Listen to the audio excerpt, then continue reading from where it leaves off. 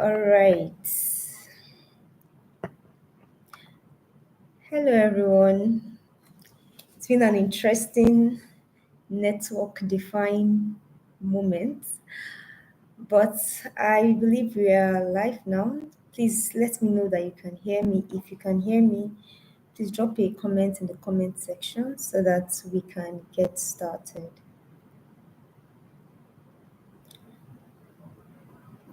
If you can hear me, if you can see me, please drop a comment in the comment section so that we can get started already. We are behind schedule and I would want us to be as fast as we possibly can.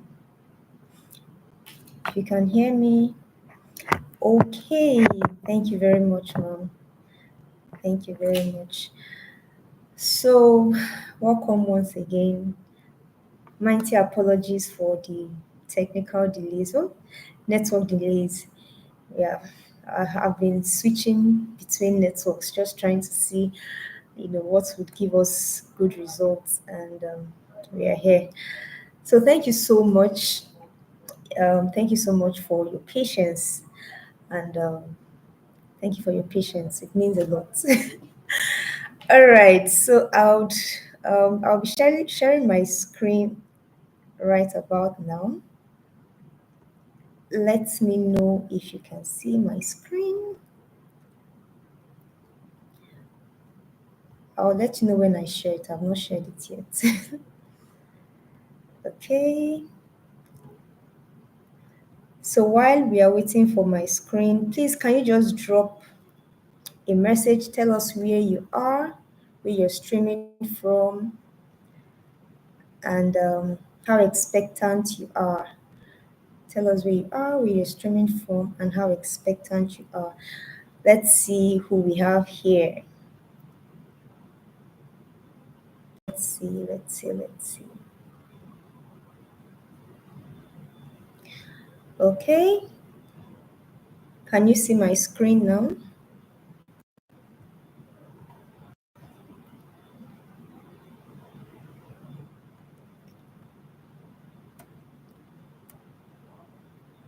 Okay, they can hear me, they can see me.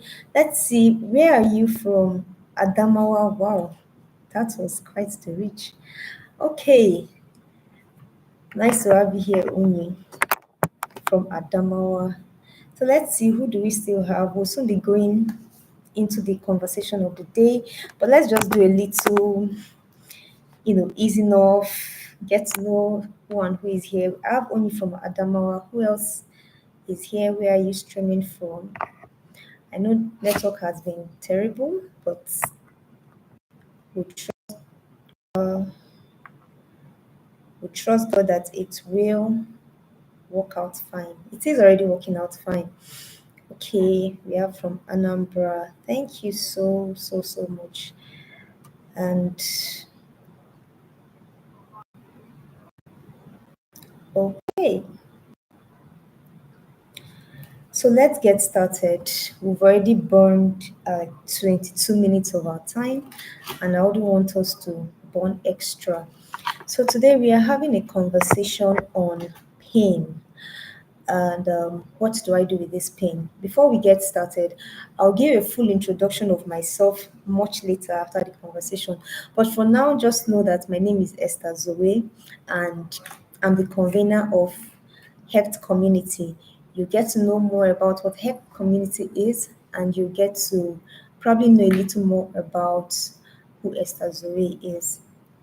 So please, you can also inform those in the group that we've started, okay?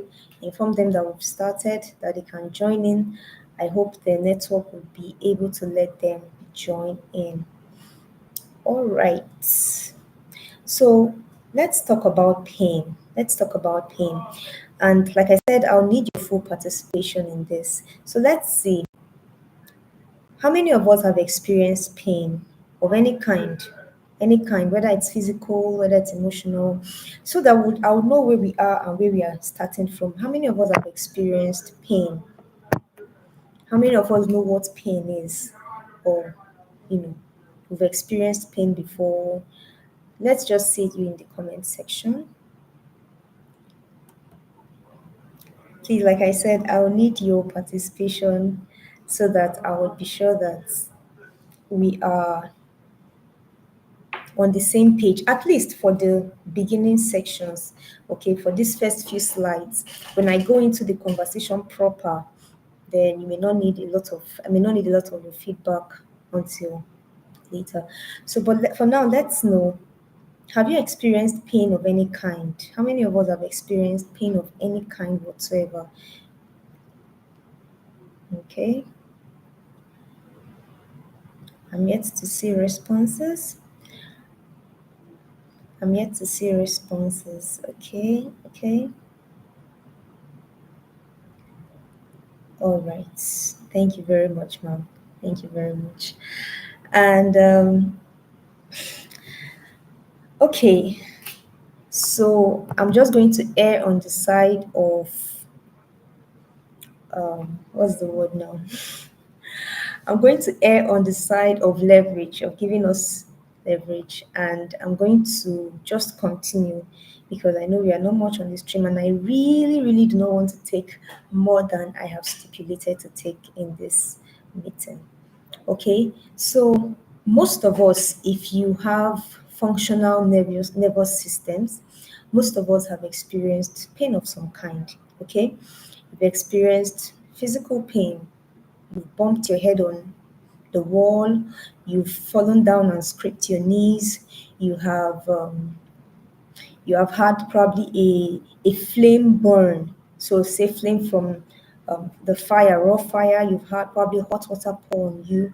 So you sort of have an understanding of what pain looks like, what it should look like, or what it does look like in the physical form. We've also had experiences of pain like stomach ulcers, some of us, not everybody. You've had maybe stomach ulcer, you've had probably a heartburn. So these are different kinds of painful experiences and physical pain. And some of us have also experienced some emotional pains like the pain of a heartbreak and some other kind of pain, pain of probably the loss of a loved one. And so we all have an understanding, at least to some extent, what pain looks like. And so today we are going to delve a little bit more and niche a little more on a particular kind of pain. But let's progress, and I'll do my best not to jump my slides. The next question here was, what is pain in your own understanding? I would have loved to have us hear our definition of pain, whether dictionary definition or personal experience definition. Is there someone who can just give us a quick definition of what you feel pain is in your own understanding? What's pain looks like? Okay, so I don't know if anybody can quickly help us with that before we progress. Help us define pain in your own understanding. There is nobody's getting an A for it. It's just to help us know what you know about pain. It's always good to start from where you are and progress so that I don't talk over your head and I don't talk beneath where you are. So if you are just joining in, please do well to tell us where you are watching from so that we can have a wonderful. Oh, I didn't even see Rachel from Lagos. Welcome, Rachel. Okay, so okay, definition of pain. I'm still waiting, but like I said, I don't want to kill much of our time, and I know network is not being very friendly.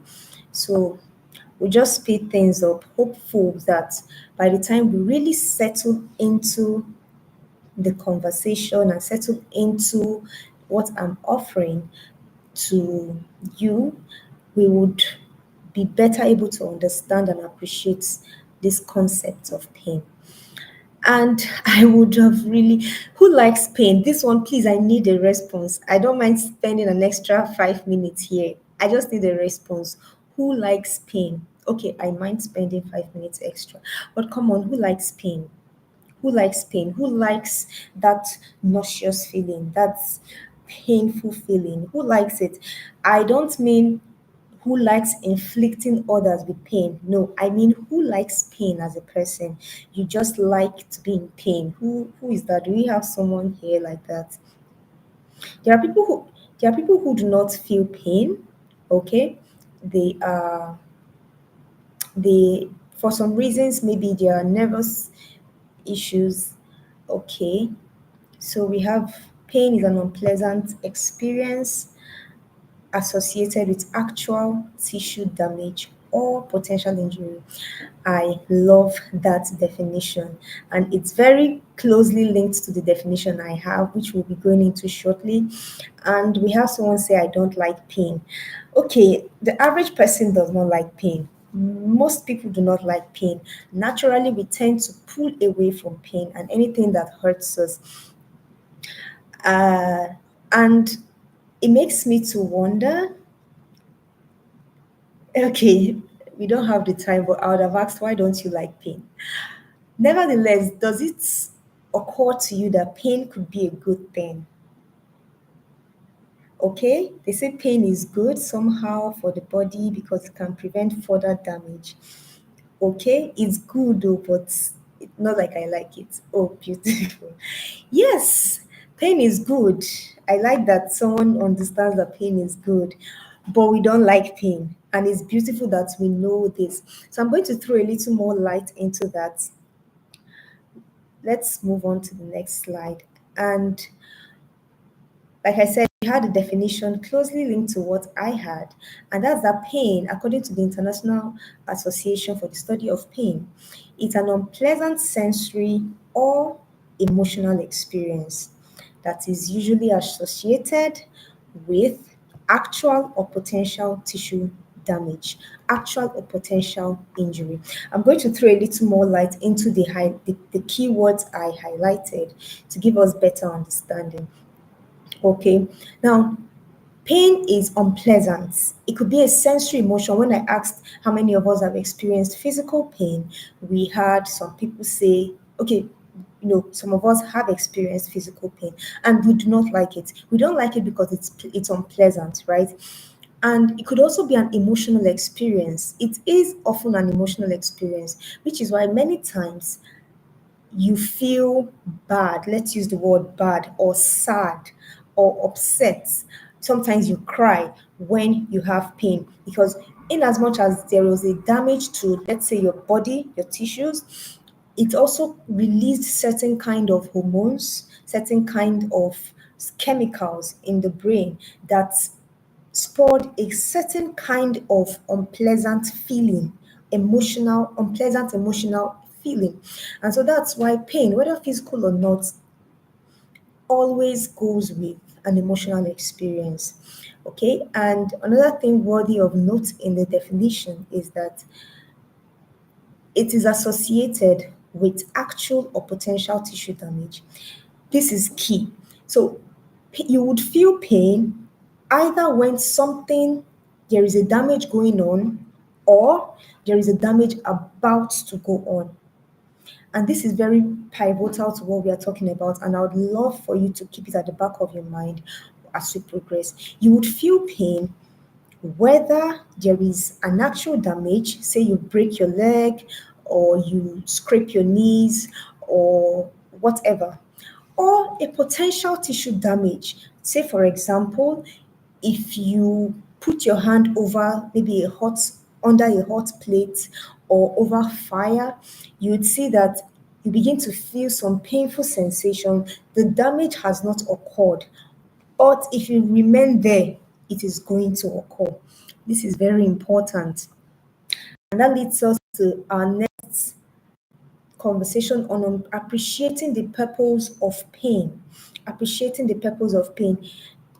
Please, if you have questions, feel free to drop your questions.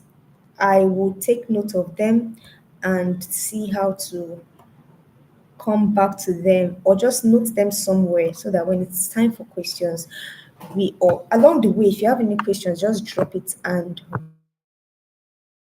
we would address it. I said that there is purpose in the pain. As we've said, pain teaches us whether there is actual or potential tissue damage going on. Now, I love to use two examples when I talk about pain, when I talk about the benefits of pain or the purpose of pain. And the example, one of the examples I like to use is with diabetes neuropathy. I don't know how many of us have medical backgrounds, but I'm just going to pull it down as layman level as possible. So in layman conversation, diabetic neuropathy simply means damage to the blood, to the nerves. Okay, so it simply means that there is damage to the nerves. Diabetes, on the other hand, of course, most of us should know what it is. Most of us should have heard of that. Has to do with elevated blood glucose, levels of blood glucose. Now, diabetic neuropathy tells us that this elevated blood glucose for so many reasons and in so many in a series of processes that I will not be able to talk about in this particular meeting leads to a certain experience or a certain reality whereby the elevated blood glucose can begin to damage small blood vessels that supply the nerves. And you want to understand why. Because the blood glucose is not supposed to be at elevated levels in the blood. So when it is much, it's like you're having, let's use a clogged pipe to explain this. I mean, some of us might have experienced a clogged pipe where debris clogs the pipe, okay? And so it prevents water from flowing. So take that pipe as your blood vessel, take the debris as the excess blood glucose, and take the water or whatever is supposed to pass through it as blood, right?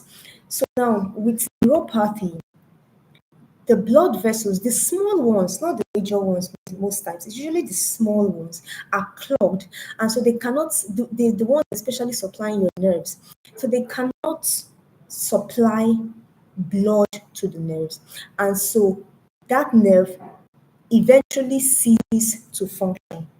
And what happens is that it ceases to function, it's not receiving blood, it's not receiving nutrients, it's not receiving what it needs to thrive. And so it ceases to function. Sometimes it gets damaged or it can disappear. And what this leads to is that these nerves, which are naturally supposed to help us know, feel, okay, tell us what's happening with respect to our senses, help us to see, to feel, to smell, to see how something looks like. These nerves are no longer functional. They can no longer function. And in diabetic neuropathy, which is well, let me not say it's common, but which happens with diabetic patients, you begin to see it manifest at their extremities, so their hands, their feet, meaning they lose sensation. They can no longer, they don't know when. It starts with the feet usually. Many times they don't feel where they are stepping on. They can injure themselves and not know. They can step on a nail and not know. Why? Because the nerves have lost sensation. And that is what happens when pain is no longer there. If you step on a nail, you would know you stepped on a nail. What would you do?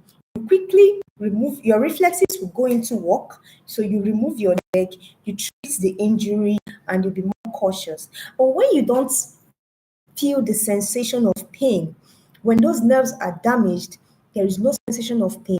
You can't handle the situation the way you should. I don't know how many of us are with me now. You can't handle the situation the way you should. And so what happens? That nail injury, for example, begins to fester, begins to grow, begins to even decay. And before you know it, you start hearing conversation of, oh, we need to amputate, we need to amputate, we need to amputate. And so that's why pain is beautiful. As unpleasant as it is beautiful. It has purpose. Another example I like to talk about is osteoarthritis. And osteoarthritis is usually when it happens in osteoarthritis, we all know it's arthritis, okay? And it's common in the weight bearing joints of our body. So weight bearing joints, you're looking at your neck, you're looking at your waist, your hip, your knee, and all that. And for what some reasons I will not go into because it's outside the scope of our conversation this morning. For whatever reasons, the joint, because the joint is where two bones meet, right? I hope you can see my hand. So let's assume that this is a joint. There is usually a protective film across the joints that makes it move very smoothly. So you can bend down, you can stand up, you can flex your arm, you can do whatever you want to do. There is just so much, there's just fluidity between the two bones, right? That's the joint. Now, when osteoarthritis happens, that protective film is eroded for several reasons. So what happens is there is no the friction, there's no friction, there's no more smoothness of activity of events taking place. And what does this lead to? Usually so many reasons, so many things, but one key thing is pain. Okay, we are back to pain. Now, why do I like using osteoarthritis when talking about pain? Because of the way many of us handle it when we have it. Okay, most of us are young, so maybe not us, maybe our mothers, our fathers, and all. And how do we handle it? We take drugs, right? Drugs to numb the pain. Sadly, remember I told you there's a protective film covering it that makes this movement smooth and effortless. When you take drugs to numb the pain, it does numb the pain, but it doesn't stop the damage that is going on. And so because it doesn't stop the damage going on, the damage keeps going on. And when the damage proceeds for a little while, the pain resurfaces, and then you take more drugs, it numbs the pain. You are not addressing the issue. You are just quelling the pain. You're just numbing the pain. You're just trying to silence it because you don't like the pain. But you're not addressing the issue. And so at the end of the day, a time comes, I'm a physical therapist, a time comes when nothing, no drug can can stop the pain. And so what happens? Sometimes they bundle themselves to the physical therapist who at that time can do little or nothing. Sometimes it has gotten so bad, the only solution is a surgical operation to replace the knee or to replace some parts of the joint, whatever it is, depending on how severe it has grown. Now, why did I bring up these two conversations? It's to help us on the while physical pain. Oh my gosh, sorry about that. Sorry about that. So why did I bring it up? It's to help us know that although physical pain gives us a clue that something is happening, it is not enough. In fact, it is not encouraged to just want to numb the pain. As we progress, would see how this applies into what we are talking about. It's not enough to just want to numb the pain. It's not enough to not desire pain. So there is a part of people who, like the diabetes neuropathy patient, doesn't even feel pain and so doesn't even know there is damage going on, or doesn't recognize the pain and doesn't know there's damage going on. And then there is the one who sees the pain, feels the pain, experiences the pain, hates the pain, and looks for a solution. Sadly, the solution is to numb the pain rather than to take care of what the issue is. And that's why I said the purpose of pain is not for you to settle into the damage that is going on. It's not for you to numb it and say, no, no, I don't want to feel this painful experience. I want to be happy. It's for you to address the situation. And I greatly desirous that at the end of this conversation, we will be steps closer to addressing our pains. Let's proceed. This brings me to the conversation of soul wounds and trauma. Now, before some of us get all edgy, because I've come across some people, the word trauma is like a taboo word. Don't talk about it. Please, before you get there, just hear me out, okay? Before you get there, hear me out. Trauma is a very simple English word, medical term that means injury. So if you break your finger, it's trauma, physical trauma. You bang your head on something, it's trauma. Someone blows you on the face, they call it in medical term blunt force trauma. Trauma simply means injury. So get comfortable with the word. Don't see it as this thing they want to use to label me. They want to use to say I'm this or I'm that, or I'm not fine, I'm mentally insane. No, no, no, no, no. Nobody says you're mentally insane because you go to a hospital and tell them I'm having stomach ache. Nobody says that. There's a problem with the stomach which needs to be taken care of. So don't see trauma, don't see the word trauma as this taboo word that is designated to a set of people who are mentally ill, who are neurotic, who are a chaos to the society. No, trauma is injury. It's as simple as that. And trauma to the soul. Now we are niched down to the soul because that's what we're talking about today. Not physical trauma, but the soulical trauma. Trauma to the soul or injury to the soul is worth paying attention to.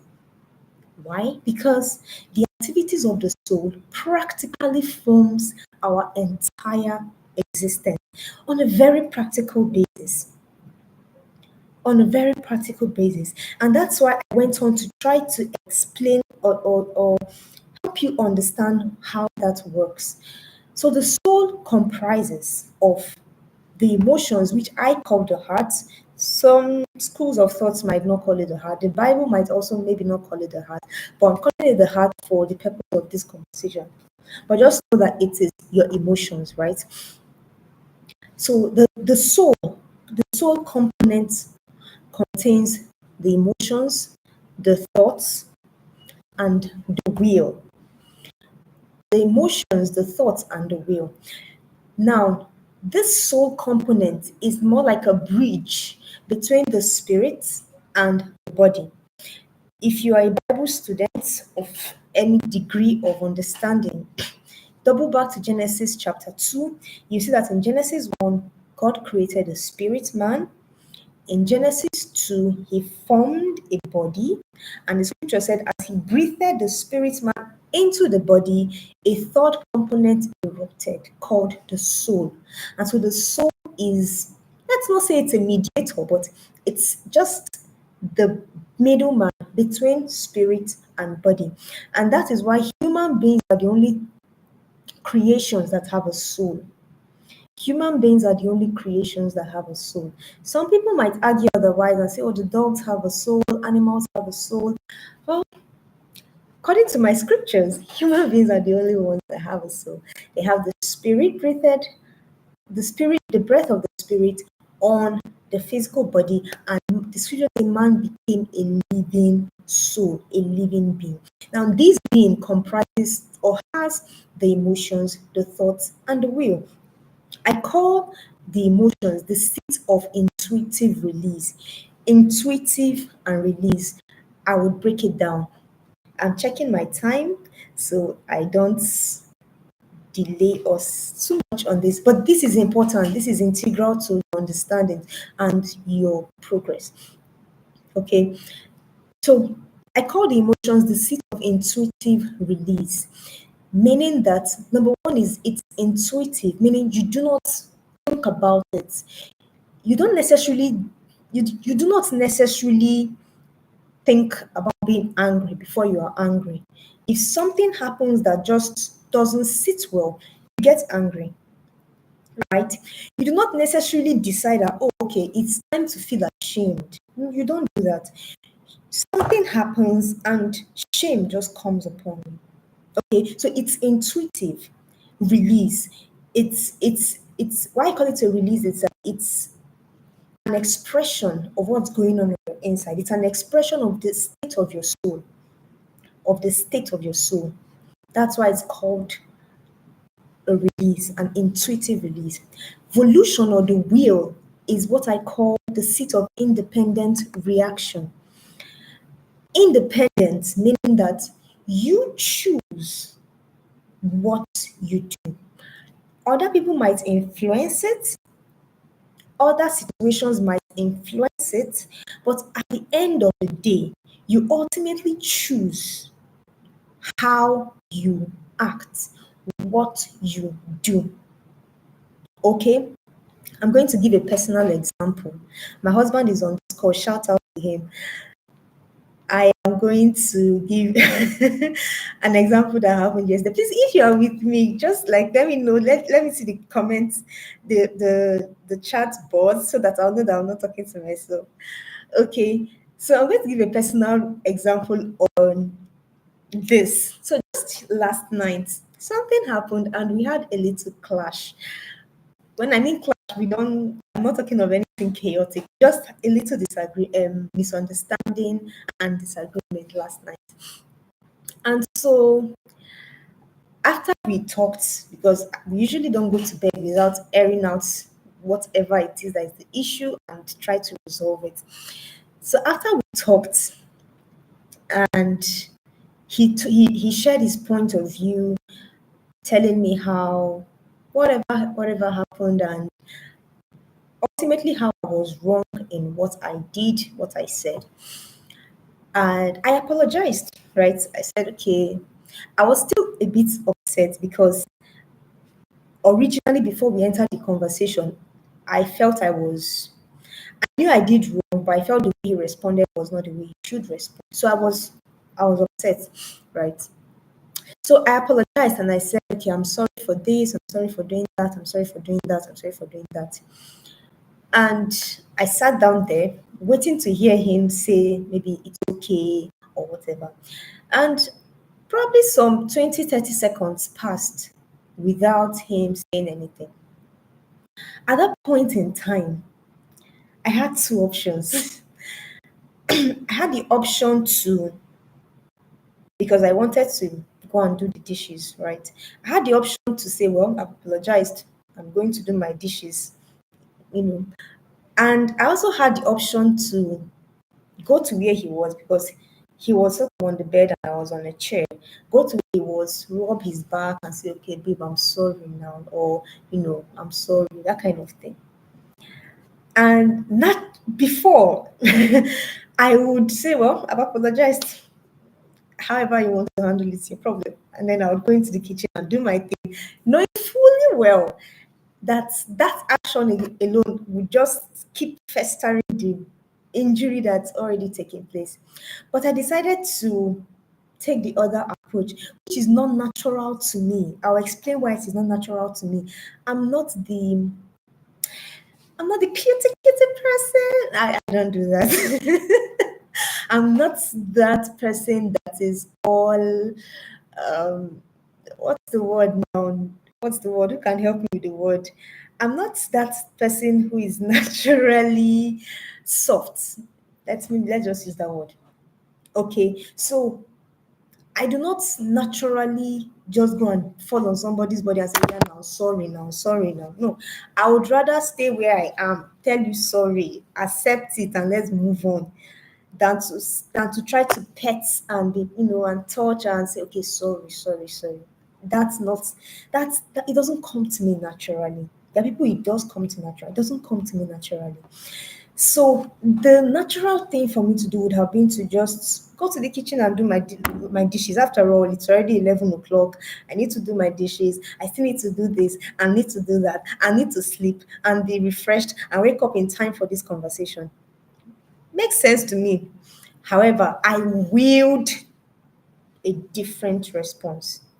I willed a different reaction. And that is what we are talking about. It is that seat of independent reaction. So, how you eventually choose to respond. whether it is sponsored by someone's action or inaction, whether it's sponsored by your thought, whatever it is, it's still you who chooses to do it. So it's an independent reaction to whatever it is you have chosen to do. I chose to have this meeting.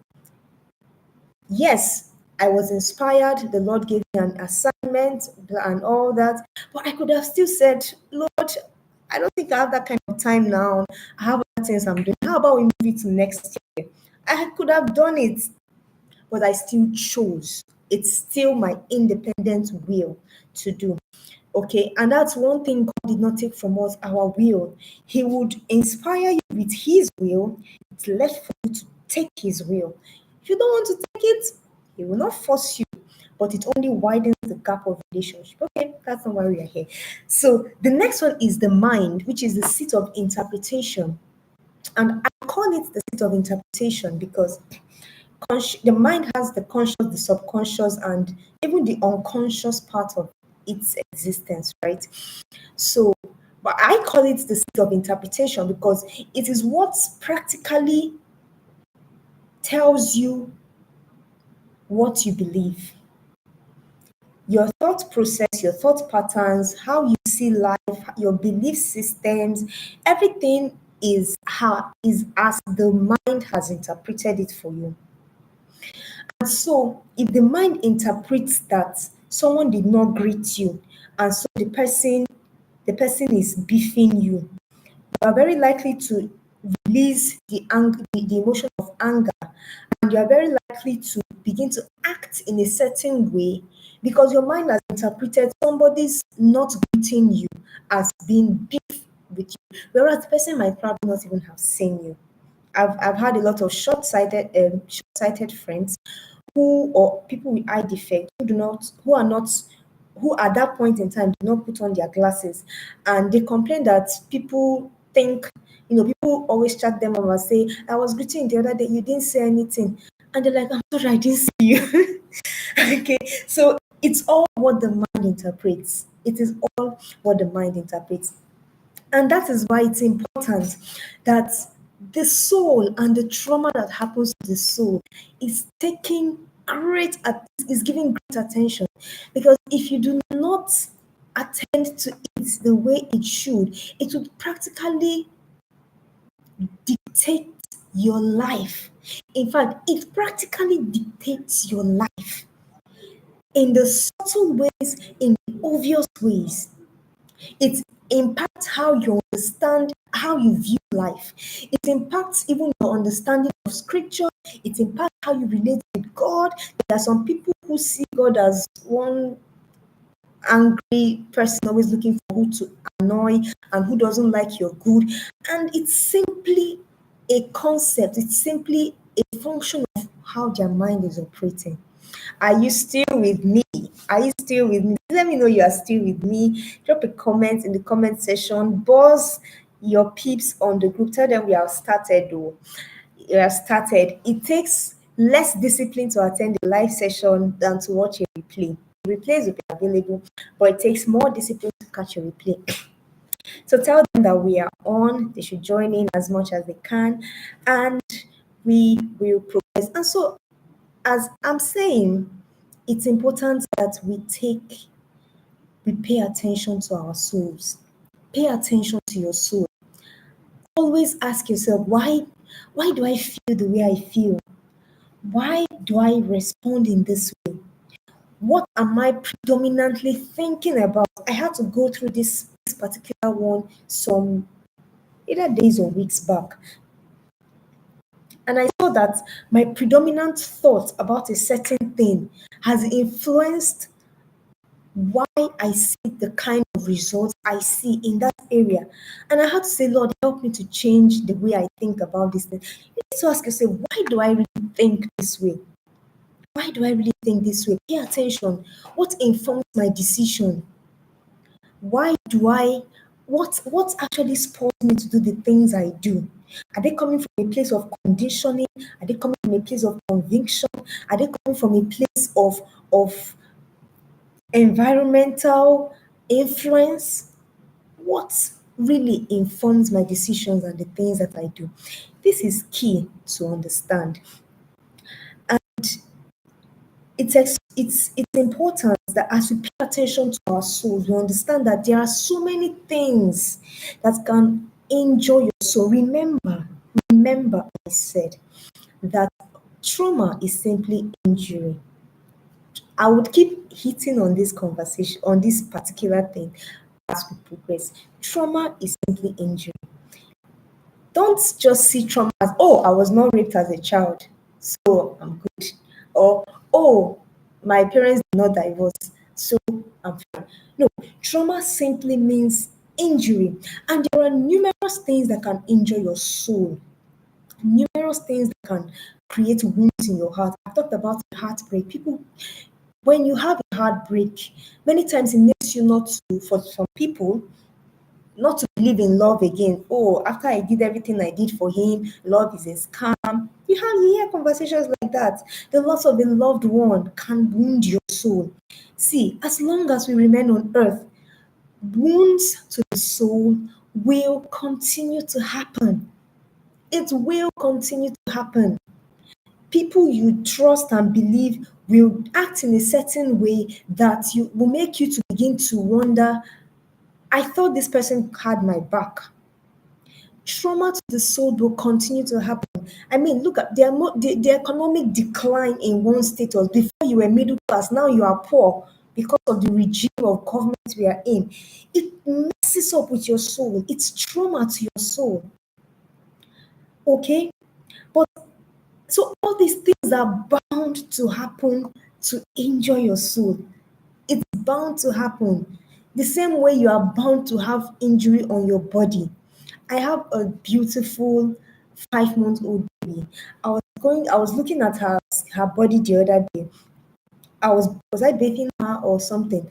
And I saw some, boil like things on her body.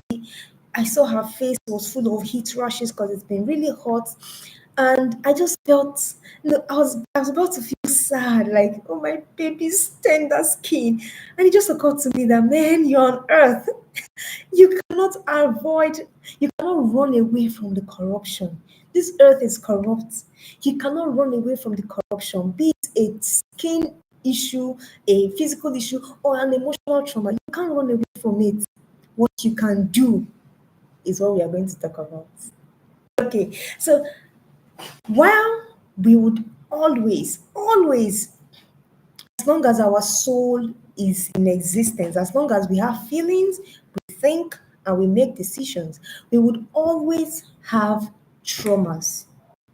However, I personally believe that the extent or the impact of every kind of trauma you can think of, that every kind of soul trauma now, soul wound you can think of, the extent of it, the gravity of it, the impact of it is largely situated in a certain kind of trauma. And that kind of trauma, I believe, is the foundation of every other trauma, is what we call childhood trauma. Yes. I'll give an instance of this using heartbreak. Now, someone who grew up in a family of love would experience a heartbreak, mourn over it, probably talk to their mom or whoever, and is more likely to get over it and still believe in love than somebody who came from a family where love was never in the equation, both in action and in words, where everything was a competition. That person would have a heartbreak, probably have nobody to talk to, or the only person they can talk to is someone who cannot help them. And they end up no longer believing in love. And so their own tangent of relationship is to use people. The same heartbreak different gravities, different associations, different addresses. That's the way it is addressed. Why? Something that had to do with the foundation, which is what? Childhood trauma. Childhood trauma. Are you all still with me? Before I progress, how many of us have heard of the word childhood trauma? I know it's not common, but I want to do some little community engagement here. If you've heard of the word childhood trauma, please just say I have in the comment section before we proceed. Sorry. I don't know why I'm touching my screen up and down. The laptop I'm using is a touch screen, and so wherever whenever my hand scrapes on the whenever my hand scrapes on the screen, I'll just touch something. Okay, so please, I want to know how many of us have heard of the word childhood trauma. Okay, we have someone who has heard of it. Someone has heard of it. Someone has heard of it. Sorry, I'm just trying to see what's going on. Please do join in. Tell people because we are entering the midst of this conversation now. Like we're entering the midst of this conversation now. Okay. Childhood trauma. I hope you heard the part where I said that it's let me not say it is a source. It's not the source of every trauma, but it is what helps you, it's what informs how you handle every other trauma. Okay, beautiful. A lot of people have heard of it. And so let's move into the definition of terms. Childhood trauma. Childhood trauma is usually defined as a scary, dangerous, violent, or life threatening event that happens to a child 0 to 18 years of age. 0 to 18. Now, somebody may say, but 18 is not a child as it were, or I've thought of it. I've thought, was it not society that pegged childhood at 18? So, besides or before society pegged childhood at 18, is an 18-year-old person really a child? And all I've had that conversation, I've thought about it. And what I eventually came to understand is that the trauma is just like stroke. If you, I'm sorry, not stroke, cerebral palsy. Okay, if you've not heard of it, you can Google it later. Cerebral palsy, it's damage to developing brain of the child, and it's usually pegged from pre-birth, that's prenatal when the child is still forming in the womb, to age 4. So it doesn't mean that 0 to 4 is where childhood stops, right? It only means that there is a certain thing that happens within that period of time that makes any damage that happens to the brain to be called cerebral palsy. It's the same thing with my understanding of childhood. 0 to 18 are critical formative years, very critical formative years that I won't really go into all what is formed and everything, but it's very critically formative. And in fact, if not for, let me just say, societal construct, the brain of a person is fully developed at age 24.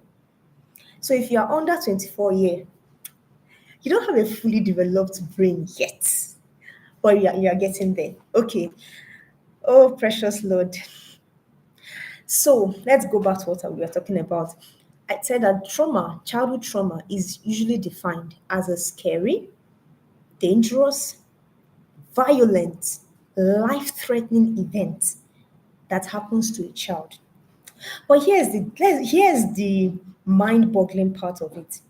Do you know that not all childhood traumas are necessarily scary, dangerous, violent, or life threatening?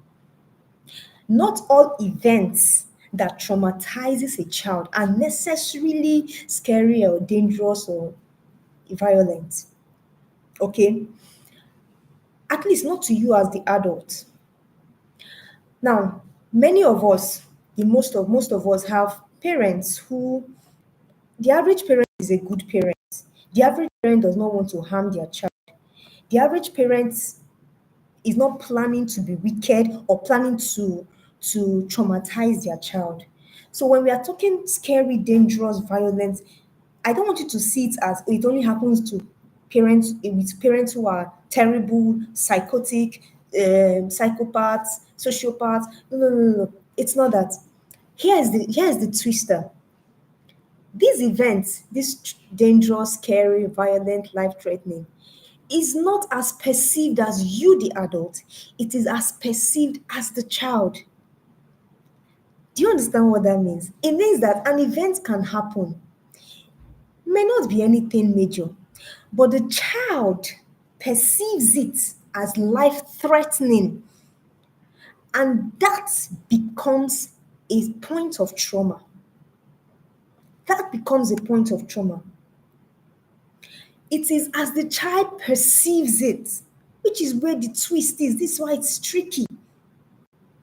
This is why it is tricky. You see, oh, let's go into it. Let's sit into it now. The primary need of a child is acceptance and safety. Anything that tampers with a child's sense of being accepted or being safe is perceived and defined as being dangerous, violent, life threatening, blah, blah, blah. A child, let's use a typical example, may come from a home where maybe the parents have, say, 7 children, they can't take care of the 7 children. They now say, okay, you go and stay with your auntie. You go and stay with your auntie, she'll take care of you. See, that auntie may be the nicest person on earth, but for whatever reason, if that child feels like safety has just been taken away from me, that's particularly very unintended act of care and concern would traumatize the child. I don't mean that the auntie is wicked and beat. No, the auntie might send you to the best schools, do everything nice for you. But if the child perceives I was taken away from home, I was disconnected with my parents and siblings, the child perceives it as danger, as life threatening, it will traumatize the child. That is the tricky part of childhood trauma. And that's why I had to start by saying most parents are good people. They don't want to harm you. The little unintentional things they do many times is what causes the problem. The child's brain, the child, okay, especially I can't pin an age to it, but the formative, the very early years of the child's life. So let's say 0 to 10. Okay, 10 is a pivotal age. So let's say 0 to 10. The early part of a child's life, the child has a primary need of acceptance and of safety. And as the child relates with the people around them, parents, caregivers, church people, you name it, school, colleagues, whatever begins to happen there, as the child is relating, the brain is forming. Oh, I hope you understand that the brain is what is interpreting, giving interpretation. The brain and the mind have a connection that even science have agreed to. So as the brain is taking information from the environment, it's feeding the mind. The mind is interpreting it in whatever way the mind wants to interpret it, and it is instructing the child many times for life. Many times it becomes an unconscious conditioning. Okay, so as the child interacts with people, the brain is decoding what's happening, what's happening, what's happening. The brain, I wrote here, the brain works to keep you safe. Many of you who procrastinate, it's because your brain is telling you that to do this work now is not safe, is a threat to our peace. And so the brain would wire you to just, we'll do it later, we'll do it later, we'll do it later. We'll do it later, we'll do it later, we'll do it later. The brain is trying to keep you safe. And that's like one way to beat procrastination is to change your thinking. I'm giving you something on this. You have to wire me funds because this is a tip, this is a pro tip that has nothing to do with our conversation here. So try it and beat procrastination and come back and thank me. The brain, back to our conversation, attempts to keep you safe. That's the work of the brain. From childhood, even up till now, anything the brain senses as an attack, it will resist. And so, whatever the brain decodes and feeds to the mind, and however the mind interprets it, becomes what happens. Okay? It becomes what happens. Now, how does the brain even pick this decoding, these signals from environment, from people, and everything? When anything happens, the brain is always, especially at that developmental phase of the child's life, okay? Hope you are still with me. Beautiful. So, especially at the developmental portion of the child's life, the brain is learning. The brain is learning. But what's this new thing happening? The brain is learning. It's picking signals. It's picking chemical release. That when I mean chemical release, I'm talking about the neurotransmitters, the hormones that the brain releases with actions that take place. And so when it picks signals, for example, it picks a certain perfume or a certain color or a certain voice pitch or a certain person, it's it matches it with the chemical hormones, the chemicals being released, okay, and it synchronizes it together, feeds it to the mind. The mind gives it an interpretation. It logs it in the brain. It's like logged, stamped. So when next this happens, this is what will happen, and this is what is happening. So let's break it down. If a child, or yeah, a child, maybe a 10-year-old child, got raped by a big man wearing red, the rape incident already has released a lot of um, chemical hormones that would probably be interpreted as anger, as shame, as guilt, as whatever. Okay. The brain would link big man on red with anger or shame or guilt, whatever it is that it finally interpreted it. So let's take anger, for example. And so you are now wondering why the child grows up, gets married to a lovely man, and the day the man wears red, the day that man wears red, she doesn't know why she just gets angry for everything he does. He's like, why are you picking on me? And she can't even understand why she's picking on him. But the brain has linked big man on red with anger. And so whenever that happens, whenever that external stimulation takes place, the internal stimulation would naturally respond. Or let's use the word react. This is what happens more times than ever. It may not necessarily be a big red man. Have you noticed that there are some, and maybe not you, I'm in a, I'm in a parenting, I'm in a parenting group, and sometimes we have conversations, gist and all. And at a particular time, we had a seminar or a training, okay, a training on this trauma thing. Was it trauma? A training on something related to this. And you see, I saw someone's comment. She says, oh, now I understand why I don't like egusi soup. Egusi soup reminds me of my late mom. That was her favorite food to cook. And since she passed away when I was tender, I just began to hate egusi soup. Are you seeing how very subtle these things are? And that's why I said, don't see trauma just as oh, I was not raped. They did not, I was not beaten to stupor as a child. No, no, no, no. It's injury to your soul. Injury to your soul. Okay, we've moved to source of trauma. Okay, let's go back. Let me just talk a little bit about what we have going on here. So I said here on the slide that it's while childhood trauma is okay,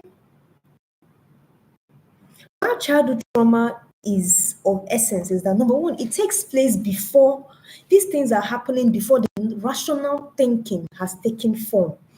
Now, like I said to you before, the brain of a child or the brain of a human being is fully formed at age 24.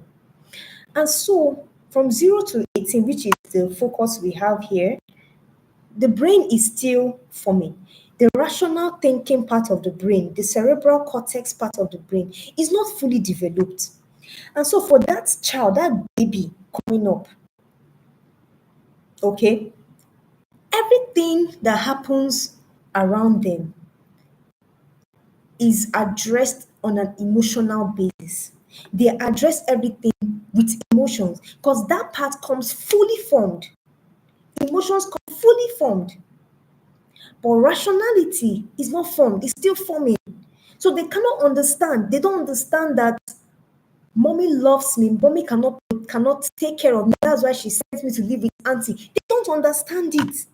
What they see is I must be the bad child, that I am the one that is sent, that I'm the one that they decided to send to auntie. That is what the brain is interpreting. That's what the brain interprets. It can be scary sometimes. But there is a way out. So I don't want you to get scared and say, hey, Jesus, what will I do? No, no, no, don't worry. What's to do? We'll come to it. But I'm just trying to let you understand why these things happen the way they do. The brain of the child is not the rationality, the rational thinking part of the child's brain is not fully formed. And so they don't put the rational thinking to what is happening. As long as they're concerned, I did something wrong. A child can forgive. A child will never see anything wrong with their abusive father.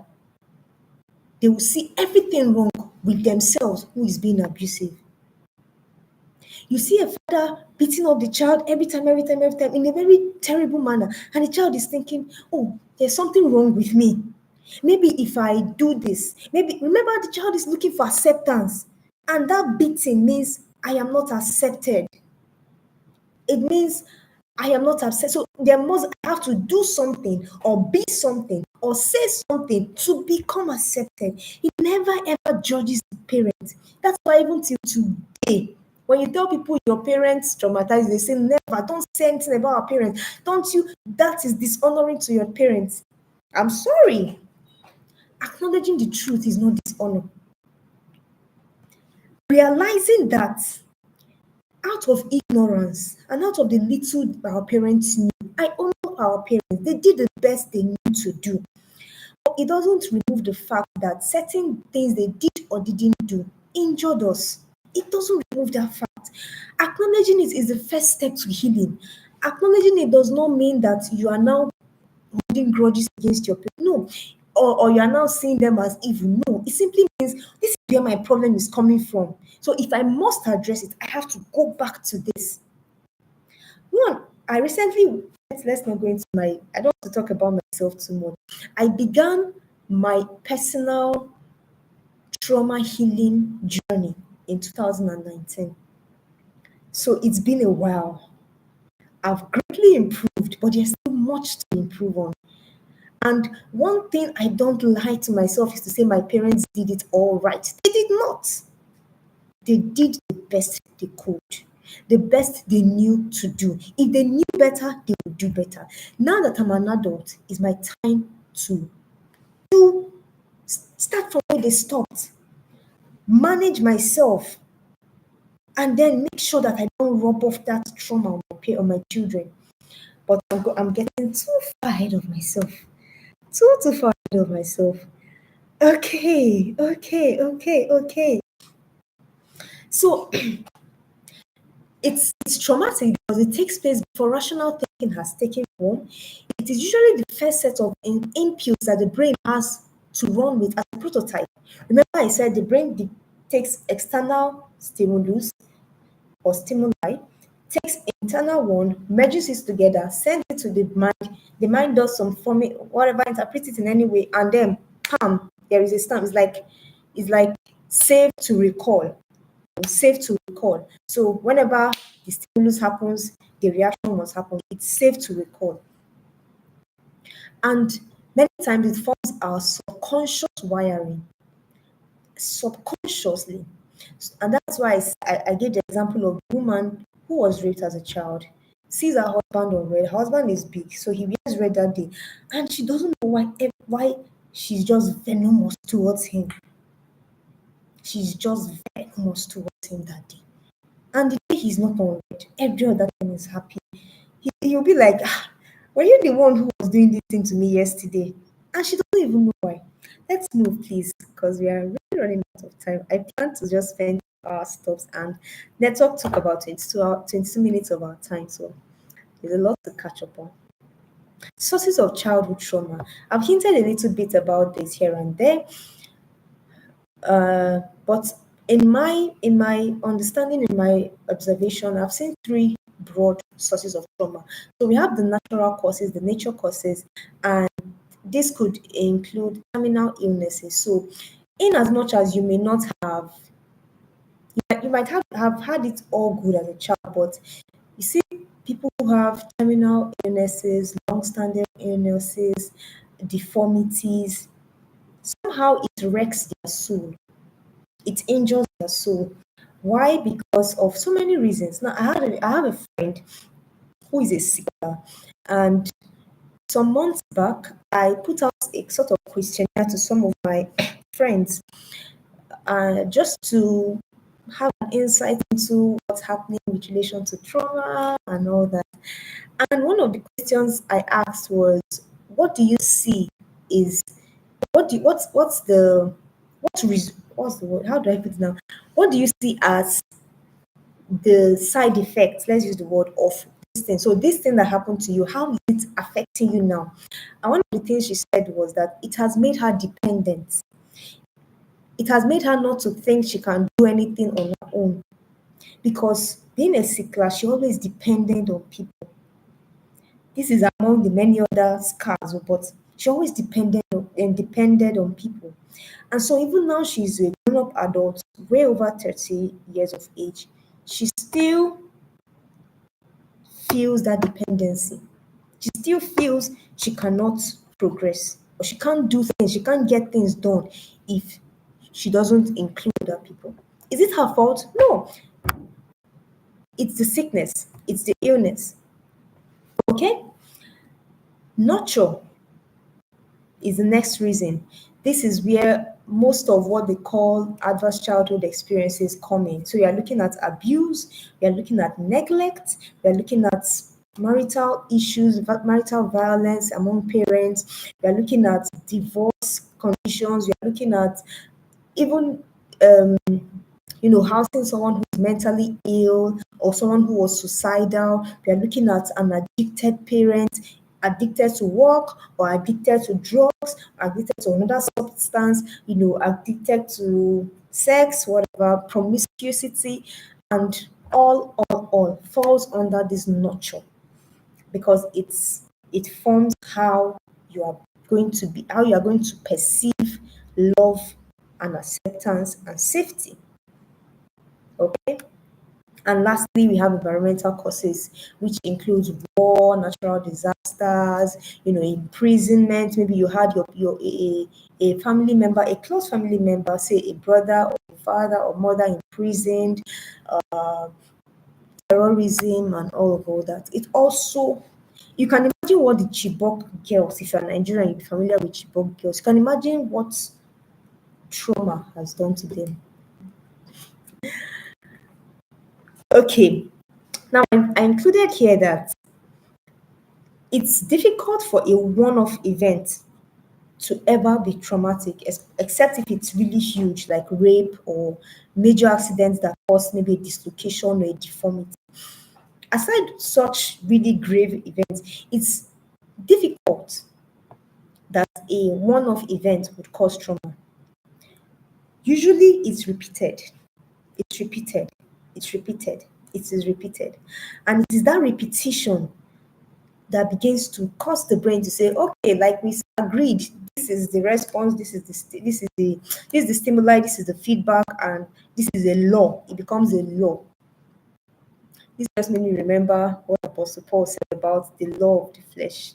He said there's a law at work in me. Okay. So as I said, it's never usually a one-off issue. Okay. So I'm coming trying to check something. Okay. It's usually a repetition, a repetition, a repetition.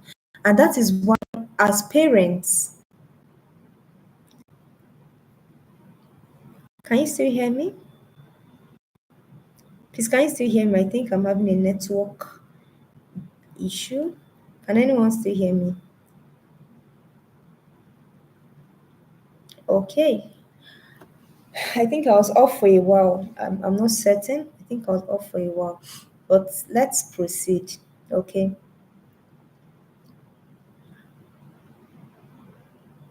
Let us proceed. Having considered the different sources, now I want us to try from my many definitions, many examples, many instances. I want you to begin to try to diagnose what a soul pain can look like. I've written some here, some crazy stuff here, but I want it's just a snippet to help you to really self-diagnose and say, okay, what's going on? That's why I said you have to take care of your soul. You have to keep asking yourself these questions. So let's look at some of them. Constantly attracting never do wells as romantic partners because of the savior complex. So now this is typical when you have parents who were not there for you. What I mean being there for you, they were not emotionally available for you. And many times they demanded or needed you to even be the one giving them emotional support. The problem with that is that a child, as a the problem with that is at that phase of life, you are not equipped to do all these things. You are not. You're not equipped to help your parents. You are still trying to understand what's happening around you. You are still trying to discern how to navigate life. You need your parents to teach you how to navigate life. So when they begin to demand it of you, it's already traumatic. Now it puts you in this savior complex where you feel, okay, I need to save them. For example, see an alcoholic father or a psychotic mom. Probably she had she's bipolar or something. And so I read the story of a family, very terrible stuff. The father would encounter something outside, maybe something didn't go the way he wanted it to go. Then he will come home and be crying. The father of the house will come back home, be really, crying severely. The mother couldn't deal with that, so she just goes to her room. What is left? The daughter steps in to begin to be the one to tend daddy. Daddy, don't cry again. Daddy, don't cry again. You know, she constantly feels, what can I do so that daddy doesn't cry? You think it's simple. You think it's not. Until she grows up and she begins to see that all her relationships, she constantly kept attracting people who cannot take care of themselves. So you see people who are wasters. When I mean wasters, I mean they can't keep a job, they get money, they squander it. Nothing, they're not responsible. That's the word I was looking for. She keeps attracting irresponsible people. Why? She had a father who was irresponsible with his emotions, and she had to be the one to take care of him. And what did that do? It gave her the savior complex. I can save him. If only I do something, daddy will be fine. If only I do something, daddy will not have to go through, will not have to be crying. But baby girl, you could do nothing. There was nothing in this life you would have done for daddy not to. Daddy was irresponsible. She doesn't know that. Instead, she grows up with the savior complex and continually attracts men who are irresponsible. And so you see her always being the one feeding them, always being the one taking care of their needs, always being the one looking for jobs for them. She'll find a job for them. After 2 weeks, the man will quit. She'll look for another job for him. Irresponsibility. Now, someone may say, this girl, can't you see responsible man? She cannot. She doesn't have a template of responsibility to see. She she cannot. It's not like she does not want to. It's the wiring. She can't. Except she begins to heal. She cannot. Many of the things we are fighting with knowledge, no, some of us need healing before we can begin to apply knowledge. I was talking with a friend of a big sister of mine who runs a marriage, sorry, not a marriage, a what do I call it now? A platform, a Christian platform where singles are trained on how to marry right, how to maximize their singlehood well, and also how to pick, marry right in a nutshell. So we're having a conversation one time. Okay, so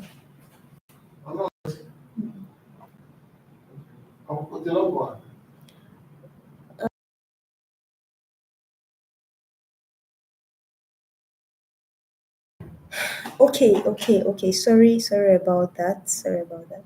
Had a little interruption. So where were we? Where were we? What was the last word on my lips before?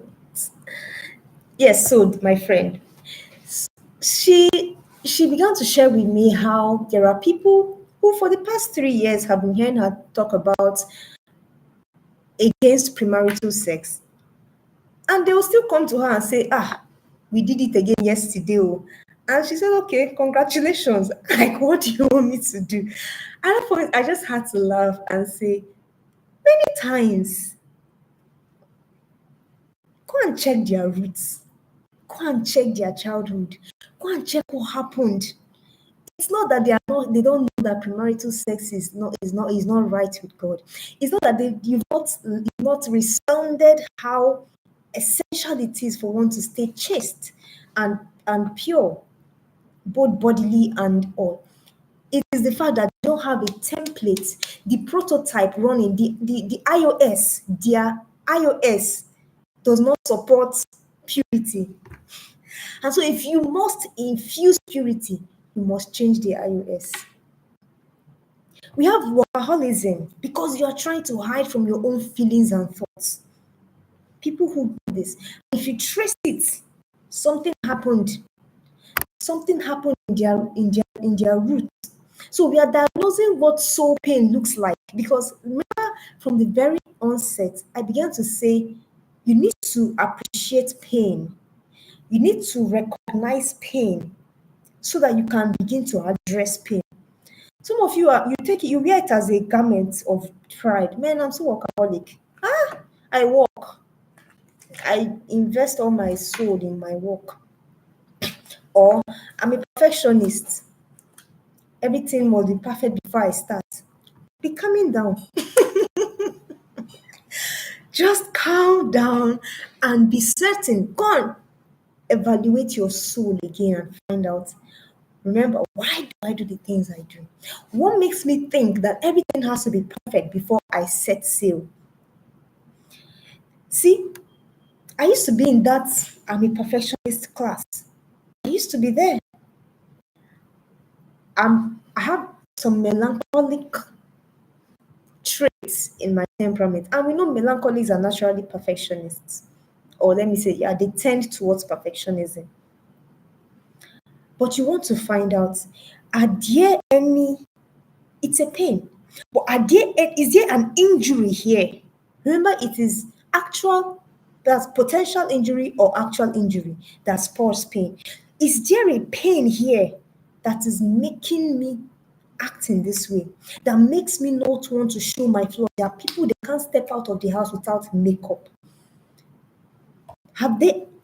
It's time to go back and say what makes me. And I'm not talking of people who may have maybe things on their faces. Their faces are perfectly normal, like the average person's face. It doesn't have a lot of spots and wrinkles, but they must be heavily made up because something is telling them on their inside that you cannot be accepted if you show an imperfection. If you check very well, many times, these people had a father or a mother that 90 is a failure. You can't get 90. Are you the person that got first? Does the person have two heads? That parent continually hits against failure, hits against anything that is not perfect, to the point where the child begins to believe that I cannot be accepted if I am not perfect. And so you see them outside, they are always looking sharp, never to be caught on fresh. You think that, oh my God, I love your style. They are hiding.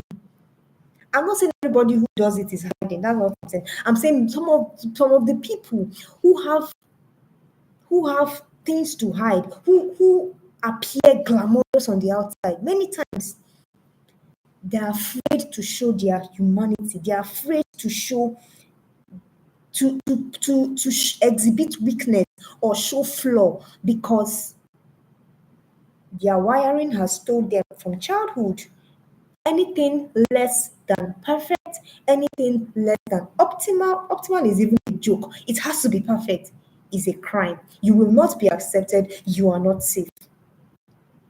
Inability to say no to people, including predators. Someone is consistently using, I don't want to use the word using, someone is consistently destroying you. You have a narcissistic partner. You have a someone who consistently just wants to milk you dry and never appreciates you. Yet you cannot say no. You cannot say no because you were made to believe that you don't have a voice, you don't have an opinion. I, I was in that space where I felt I needed to please people. It has a pleasing thing to it. So I was in that space where I felt, if I say no now, I'll follow this person hand. If I say no now, this person will feel this way. If I say no, when I learned that that's not God's plan for me. God's plan for me is not to be a yes man. I began to say no with my full chest. In fact, I probably will share it later in the group. Certain things you would see that would encourage you to say no to a thing. You mustn't say yes to everything. So I began to say no.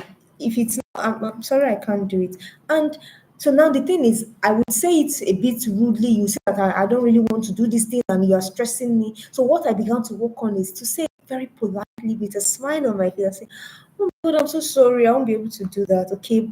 But probably you find help somewhere. You should find help somewhere. Lavish spending because you never had enough as a child, very common. Always overachieving because you're still trying to make daddy proud. Daddy never applauded anything you did. Nothing you ever did was good enough for him. And so somehow, sometimes daddy is already dead. Oh. I read the story of a man. I think he was 60 years of age.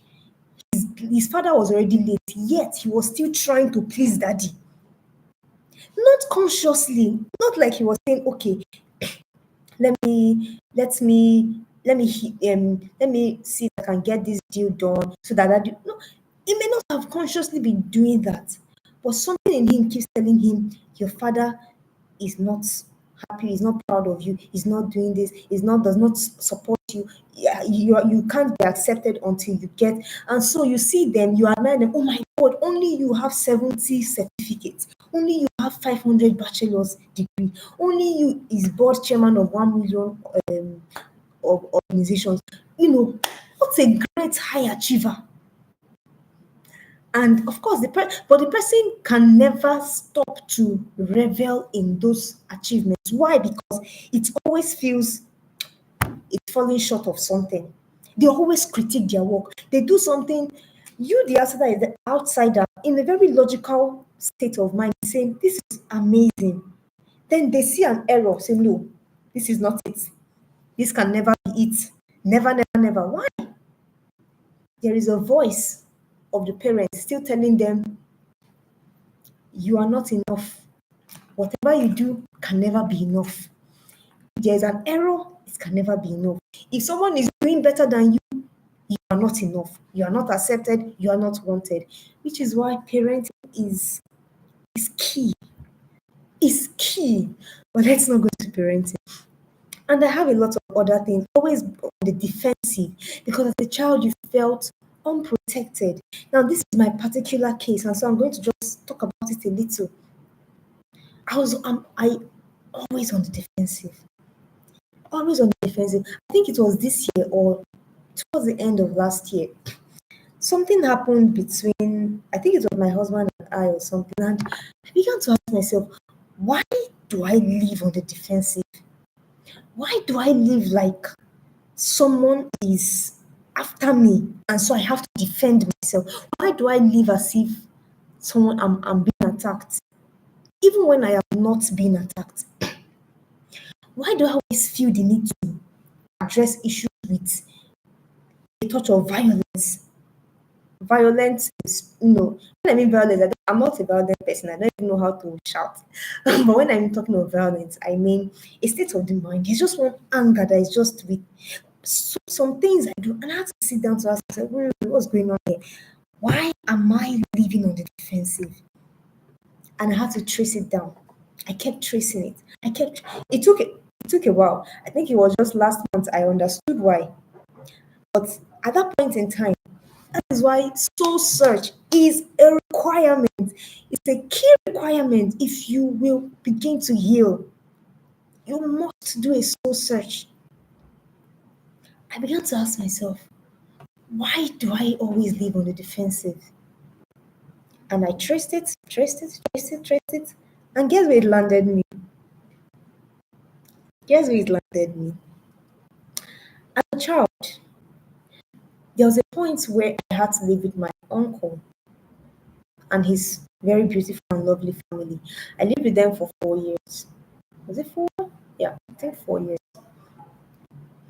And much later, I'll show you how to trace it. Okay, I'll show you how to begin to trace it. So I traced it and I came to that point where, as a child, I had to live with my uncle for 4 years. My dad had issues with his job and so many other issues. So I and my sister, we had to go stay with my uncle. Very amazing people. I still call him daddy. I call his wife mommy. His children are my siblings. Very, very dear people to my heart.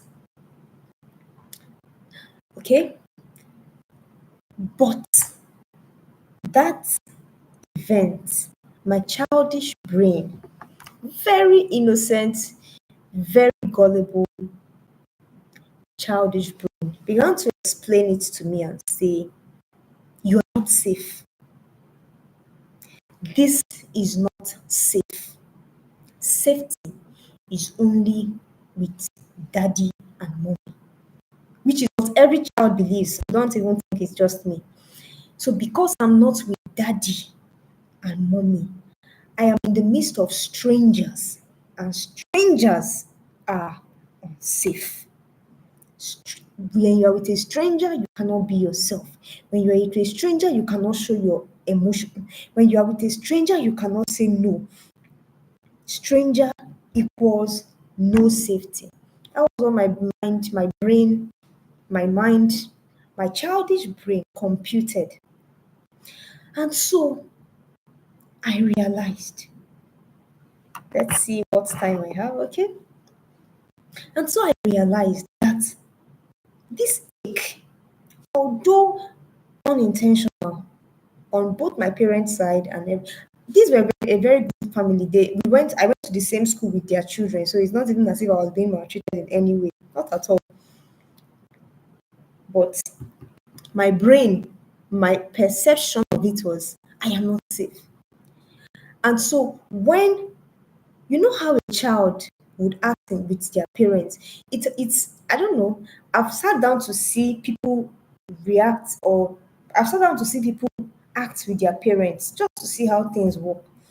If you are with your child, you can tell your child, go and sweep the house, and just, I don't want to sweep the house, I don't want to sweep the house. And you might insist the child will sweep the house.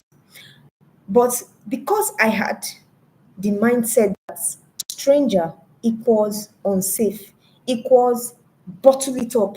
You can't express yourself because you are in a stranger's house. And so I could naturally air out my displeasures. So instead, what did I do? I grumbled. I always felt attacked. You tell me to do what I don't want to do, I'm already feeling attacked. They tell me, Esther, go and wash the plate. I don't know what I look like on screen. But you know, I'm squeezing my face, I'm running, I'm like, why? Because I didn't feel like I could voice out. I didn't feel like I could say my mind. I didn't feel like I could oppose the motion. Sorry. And so that defensiveness grew with me subconsciously, until I was able to pick it up. Are we still with me? Are we still with me? If you are still with me, let me know. Let me know, let me know, let me know. There are so many ways this soul pain manifests. Sometimes you see these people, they are always quiet because they were always told, shut up, what do you know? What do you know? Shut up. I heard a woman sharing how she couldn't do nice things for herself. You see the way she would buy her baby girl beautiful clothes, make beautiful hair, but she herself would be looking ragged, you'll be looking tattered, raggy, and everything. And it's not because there's no money. She just did not know how to take care of herself because she was brought up to be a slave to others. So many ways, so many ways. And why does it hurt? These are pains. These are pains. Remember, the pains are indication that there is an injury. So I'm writing out the pain, I'm speaking out the pain, I'm pointing you to the pain, not so that you begin to feel self-pity, but for you to say, okay, if this is happening to me, that means there was something, there was an injury somewhere. I need to go and excavate. Because whether you like it or not, it is tampering with your life, it's tampering with your belief, with your relationships, it's tampering with your purpose in life, it's tampering with your work and career, it's tampering with everything. And why does this pain hurt so much? It hurts because the cognitive brain was not yet developed to separate events from your identity. Everything that happened to you was an identity for you. I'm not good enough. I'm not smart enough. I am not loved. I am not accepted. I am not wanted. I am not skilled. It's you, you, you. It doesn't occur to you that your mother just came from heavy traffic, or that your father just lost his job. Or no, everything is you, you, you. Because the child is selfish. It's a natural wiring. We outgrow the selfishness with time, but at that point in time as a child, your brain could not understand that. And this is why it hurts. Because somehow been able been you've somehow been able to make an event to form your identity. And that's why the first thing trauma does is to tamper with your sense of identity. And when you want to break trauma, when you want to be free from trauma, the first thing you want to do is to begin to readdress your sense of identity. You are not a martyr. You are not the savior of the world. You cannot, there are so many things that you are not, that trauma has made you believe. It hurts because the brain is constantly taking snapshots of events and storing them for recall. And so whenever those triggers happen. Like for me, whenever I'm with a stranger, I'm not comfortable. I go on the defensive unintentionally. It hurts because the brain would interpret familiar as safe, even though it is not safe, which is what explains why women who had abusive fathers end up with men who are abusive. Maybe just a different kind of abuse. So maybe the father was physically abusive, they end up with a man who is emotionally abusive. You just recycle abuse because if it is not familiar, it is not safe. I heard women say, my man has to beat me. If he's not beating me, he's not a man. Why? Because they've merged beating. They saw their father beat their mother. That was their concept of manhood. They did not like it, but they will repeat it. They did not like it, but they are attracted to it. Yes, it's a bondage. It's a bondage. It hurts. I'm sorry about this. It is a bondage.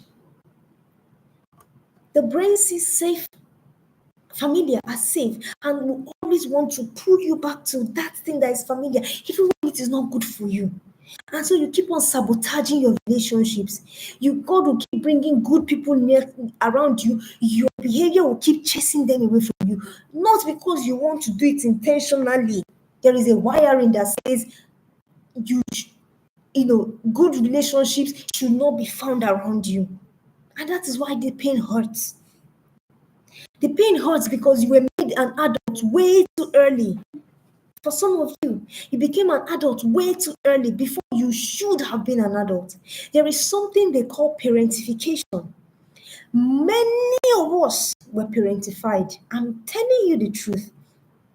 If you had a mother, the, if you have a mother that you grew up with, the chances that you are parentified is high because it's usually mothers that we see it with. Fathers do it too, but usually with mothers. And what is this parentification? Is giving a child the responsibility of meeting an emotional need that the child should not be meeting. And so you see some mothers, they say things like, your father, that's how he always is. You give him eba, he'll say no, it's pounded yam. You're complaining things that your child has no business handling to your child. Why? What are you expecting the child to do with it? Or this way the economy is, we are just the poverty level is just on the increase. I don't even know how God will help us do this thing. Why are you telling your child that? There is a way to communicate that, okay, things are not well, or we would try with what we have. And it's not by making your child feel responsible for it, because what happens is the child now begins to feel responsible. They're looking for, okay, how can I do this? How can I? You tell them, there's no money, there's no money for anything. The way things are, your father did not give me money. The child start hating the father for not giving her money, or start looking for how do we source money. You are parentifying the child, you are damaging the child. You are being made an adult before you should be an adult. You see parents who say, my child is my best friend, I tell my child everything. It's wrong. Your child cannot be your best friend. Go and look for a best friend. You see parents who maybe they lost their husbands early, or their husbands are not, they say, okay, it's just me and my children. It's just me and my children. So only me and my children. Come on, you are ruining these children. I'm sorry, I will dabble into parenting a bit because it's all too intertwined. Childhood trauma happens as a child. If it has happened to you, you need to make sure not to repeat the trauma for your children. It hurts because you have no support system. I'm trying to tell you, remember I said that some things, some traumatic events, some events, not all events are traumatic. And a single episode of an event may not make it traumatic, but when it is repeated, it becomes traumatic. And when we see pain, it means there's an injury. And why does this pain hurt? Why does this injury hurt? Why is this thing hurtful? Many times because you didn't have a support system. There are families broke or poor, maybe because of the economy, because the father is late, because things are not working. Yes, the children grow up so so, how do I put it now? They grow up so whole and never associate the need to provide with their identity or any other of that sort of thing. Why? Because they had a support, they had a mother who was wise, who knew not to make the child feel like you are responsible. Life has to come to a grinding halt because you don't have money. It's wisdom. It's a wisdom issue. So you had those support systems. Some people who were molested as children couldn't tell their parents, couldn't tell their mother. Why? Because mommy will kill me. Mommy will kill me. And so there is no support system. You can